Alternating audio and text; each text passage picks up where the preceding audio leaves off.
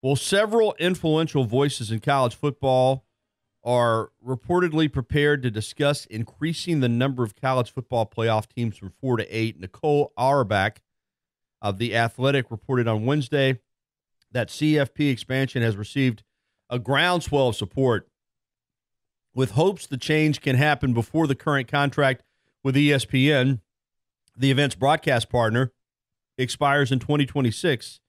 It's an appropriate thing to begin thinking about, Big 12 Commissioner Bob Bowlesby told Auerbach.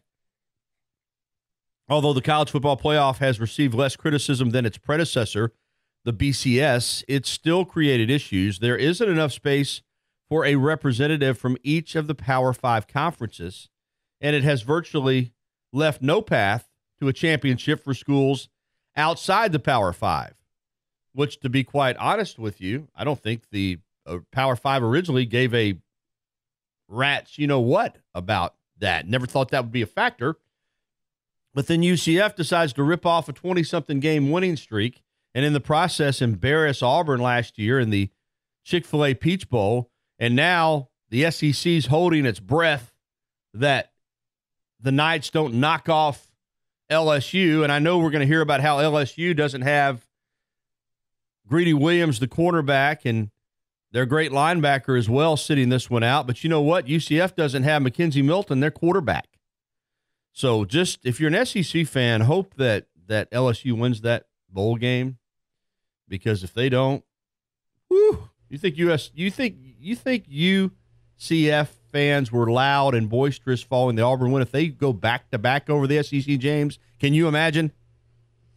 I didn't bring this up yesterday on the Blitz in this discussion, but I wonder how much Bama getting in without winning a conference championship, in fact, not even making the conference championship game last year and still getting in the playoff and winning the national championship, how much that's been a foundational issue when it comes to wanting to expand the playoff field. A lot.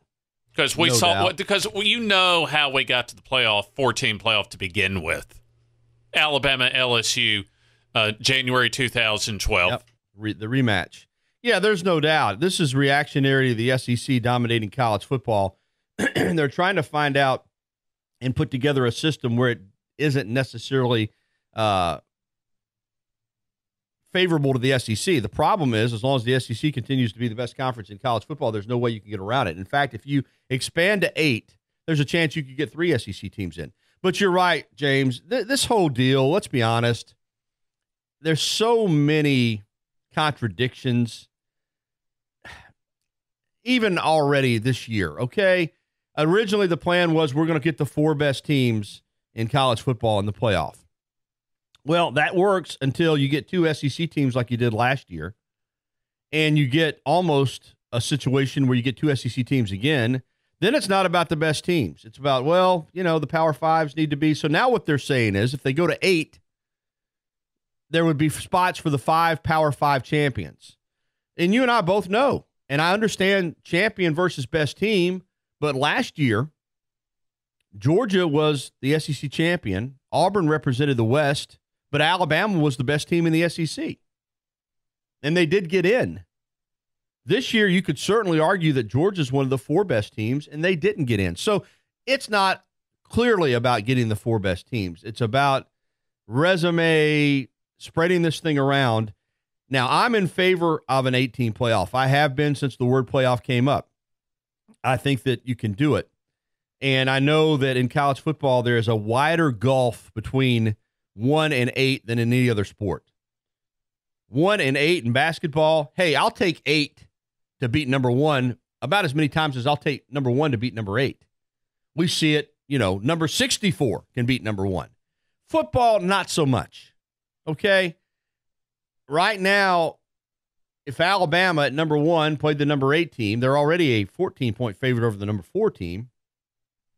If they played the number 8 team, they'd probably be a 21 or 22-point favorite. It doesn't mean the number 8 team couldn't win, but it would be very difficult because there's a wider gap between 1 and 8 in football than any other sport. Baseball, college baseball, a lot of it depends on who's pitching that day. 1 plays 8. You're never shocked when 8 beats 1. It happens all the time in the SEC during the regular season. You play 3-game series. Football, it's a 1-game deal. Number 1 is going to beat number 8 most of the time. But the reason I don't have a problem with it is this. As I've talked about before, even before there was a 14 playoff, every other division of football has a playoff. FCS, Division 2, Division 3, NAIA. 16-team playoffs. Certainly, FBS can do an 8-team. Now, here is the fly in the ointment. Conference championship games. I don't think the Pac-12 would care at all if its championship game went away. Nobody watched it to begin with, whether in person or on television. I think it was that snooze fest between Washington and Utah. What it turned out to be like 9-6, James, or 6-3 or something just embarrassing. And it wasn't a 9-6 like Alabama and LSU. The Pac-12 game, yeah. That's 10-3. 10-3, and hardly anyone watched it on television, and nobody was there at Levi Stadium in person. So they don't care about their conference championship game, but the SEC is going to fight tooth and nail to keep theirs. It's a moneymaker. It's a highly rated game on television, but I don't think you can have an 18 playoff and have conference championship games. And you certainly couldn't have a conference championship game in some of the Power Fives and not have it in others. So the conference championship games would need to go away. The SEC is going to fight that. What you would need to do, you'd need to play your 12 regular season games. Your conference champion be based on record. If there is, just like the old days, if there's 2 teams that are 8-0, then it's co-conference champions.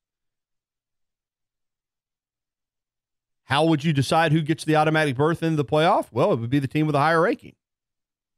And then the other team could possibly get an at-large. You play the first round games, in my opinion, at home venues of the higher seeded team. 1 would play 8 at 1's campus. 2 would play 7 at 2's campus. 3 would play 6 at 3's campus. And 4 would play 5 at 4's campus. Obviously, the top 4 seeds would host. As I just said, 5, 6, 7, and 8 would travel. The winners of those games then could advance to the semifinals, and you could keep the bowl system in place, rotating between the major bowls for the semifinals just like you do now. And then you could have the college football playoff championship game just like you do now after the bowls. So not that much would change other than the conference championship games would need to go away. But as I said, the SEC is going to fight that with everything that they have. Now, am I a big fan of the conference championship games? It's exciting. It's fun. When you win it after you have divisions, you really feel like you're the conference champion. Having said that, for Alabama, most of the time, the conference championship game has nothing positive. Alabama was undefeated this year. They would have won the conference championship outright without having to play in that game. The only thing that came from that game was Alabama almost got beat. Going back to 2008, Alabama was 12-0. Florida had a loss, remember? They lost to Ole Miss that year at home. Tim Tebow vowed that nobody would play harder than him the rest of the year. He was right. Alabama, in the old way of winning a conference championship, would have been on to the BCS championship game that year, 12-0, ahead of Florida. But instead, they had to play in that game, and they lost. All the way back to 1992. The inaugural conference championship game had Florida upset Alabama in that game. Conference championship games would have never gotten off and become what they were, because it would have ruined, it would have wrecked Alabama. There would have been no Gino Torretta on his back. If Alabama loses that game, they don't play Miami for the national championship.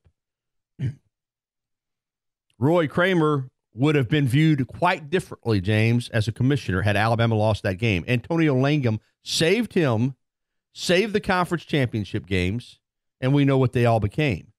But it almost cost Gene Stallings his only national championship. As he likes to say, Alabama was 11-0 and hadn't won anything yet. And Florida, which had a good team, not a great team, almost beat Alabama. Alabama went into that game leading the nation in all 4 major defensive categories: run defense, pass defense, total defense, scoring defense. After giving up 21 points and quite a few yards, they came out of that leading just in one major category. But they did win, and they went on to beat Miami. My point is, if you've got the best team, conference championship games really don't help you. The only time they're an advantage is if you're the underdog. If you're a team like we've had a couple of times where East Division team, James has had 2 or 3 losses. Nick Saban benefited from it when he was at LSU. LSU was a huge underdog against Tennessee in 2001, but LSU won the game. They stole an SEC championship from a Tennessee team that I think was undefeated going to that game. 1 loss. LSU, I think, had 3 losses total. So, yeah, if you're the underdog, if let's say you're 6-2 in your division and you're playing a team from the other division that's 8-0, you got nothing to lose. You got a chance to win a conference championship. If you're the team that's 8-0, you got a lot of pressure. Now, more times than not, Alabama survived that pressure under Nick Saban because the only conference championship game that the Tide has lost was in 2008. They've won every other championship game that they've been in, but there have been some scares. This year, Georgia in 2012. Now, they blew out Florida a couple times, blew out Missouri. So I'm not as big a fan as the conference championship games as I used to be. And if this playoff comes to fruition, I do think they'll have to go. And if the SEC wants to play one while everybody else does away with theirs, then that's going to put a lot of strain and stress on the Southeastern Conference. But here's the bottom line. The SEC is a strong conference, powerful conference, along with the Big Ten, the most powerful conferences in college football, in the Power Five. But if all the other Power Five conferences want the playoff, and I think they are going to say that they do at some point, we know the Big 12 does. We know the Pac-12 does. I feel like the ACC is on the fence a little bit. I think Jim Delaney and the Big Ten is coming around, particularly with the fact that Ohio State has been left out 2 years in a row. It's going to happen. And I think it's going to happen sooner rather than later. I don't think it will wait until 2026 when this TV contract is up. Now, to give you an idea where Greg Sankey stands, per Brett McMurphy, this is a statement he made in regards to the 18 playoff. Sankey, quote, "The SEC championship game is important to this conference and our fans. I think the fact this year's game was the most watched and highest rated regular season football game on any television network in 7 years tells you the SEC championship game is important to fans of college football well beyond our conference. All conference championship games are important and relevant, which is why every FBS conference has followed the SEC's lead and created championship games of their own."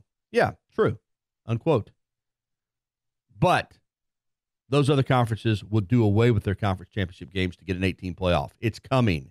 It's just a question of when and how, but it is coming.